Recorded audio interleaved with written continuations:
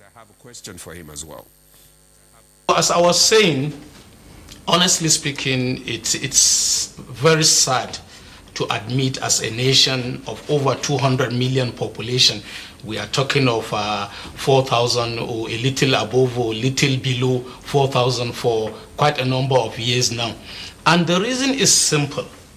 Actually, the capacity as it is today, the generation capacity as it is today, can give us close to 8 to 10,000 megawatt. But unfortunately, most of these generation companies are operating below installed capacity.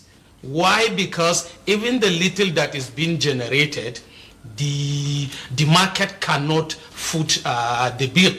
In other words, if 4,000 megawatt is being wheeled into the grid, and the naira equivalent of that 4,000 megawatt is probably 300 million naira per hour, and at the end of the day you are having something far below that, where is the incentive for these existing generation companies to expand their capacity or even attract new investors? I must say, with due respect, we can see that even our super rich in this country are running away from the power sector. And the question is simple, because they prefer to go to oil and gas, banking industry, telecommunication, because there is return on investment in that aspect. So we need to, as a country, first admit and agree that, look, we want to improve this situation from where it is today. And the only way we will do that is to ensure that at least the little we are getting, everybody pays for the little that he is getting. If, for example, 4,000 megawatt is being generated, and we are able to foot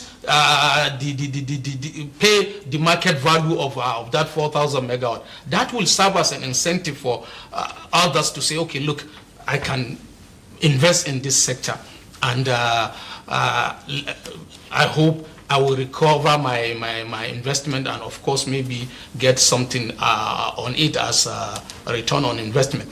Then if you look at the transmission level as well, today, even if you can generate 10,000 megawatt, I don't think the TCN have the capacity to wheel that 10,000 megawatt to the various load centers.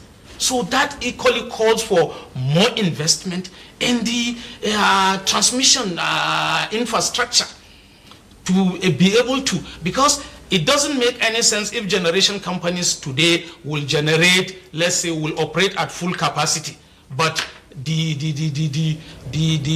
energy generated cannot be transmitted to the various load centers. It becomes a waste to them. So likewise, if you go to the distribution level as well, you discover that even the little 4,000 megawatt that is being generated, we will hear every now and then that some distribution companies are suppressing load, they are not picking their maximum allocation. So all these are the factors. So what is the solution to this? The solution, actually, let's start from the distribution layer. Honestly speaking, my candid opinion is that some of these distribution companies honestly have no capacity to manage their franchise. You have a distribution company that is controlling 4 states, some 3 states, but in reality, they can probably be able to manage only 1 state. So it's high time we look at this, and if need be, we further decentralize the whole situation. I for one, honestly speaking, I don't see any wisdom in the 40% stake in the distribution companies that the government is still holding, because you are holding 40%. You said on behalf of Nigerians, you are not putting eyes to ensure that your 40% interest in these companies are effectively protected. So why holding on to it?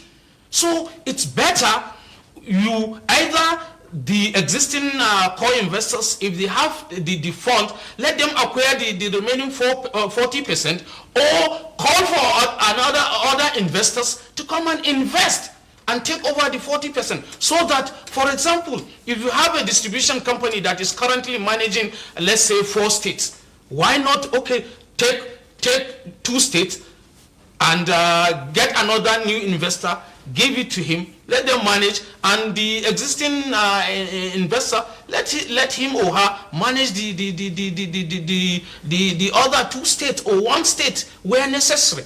You can see even in the performance of the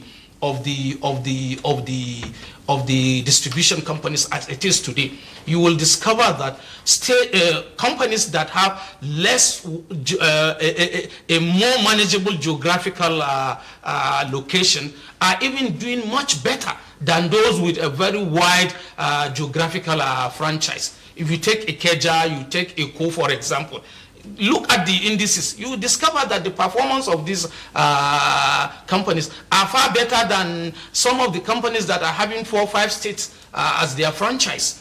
So we need to look at this aspect.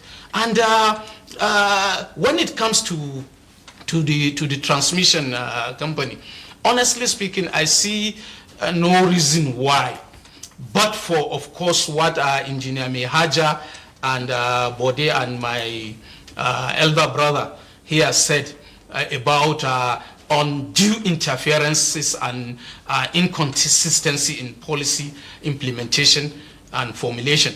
There is absolutely no reason why we should be having the challenges we are having in the transmission level of the value chain, because the transmission company, as we know it up to this moment, is still owned by the government, is still managed by the government, is still one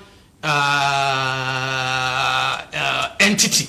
So why should you have difficulty managing such an institution, if not for, of course, the unnecessary interferences from the so-called power that be?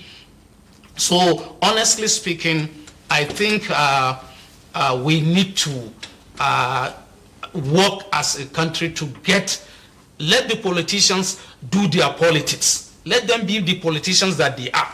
But when it comes to technical issues, please let them allow the professionals exercise their discretion. Let them allow the professionals take decisions. Let them allow I remember very well when I was in the power sector, we had this interface meeting with our counterpart from Niger Republic, Nijalek. During the course of our conversation, they said even the president of Niger, if he wants supply to be extended from one point to another, all he will do is he will write a memo to Nijalek that we want power supply to be extended from point A to point B. It is now left for Nijalek to go and carry out survey and other technical study to ensure, one, is that project practically possible at that material time? Has the company the necessary infrastructure to extend power supply from point A to point B?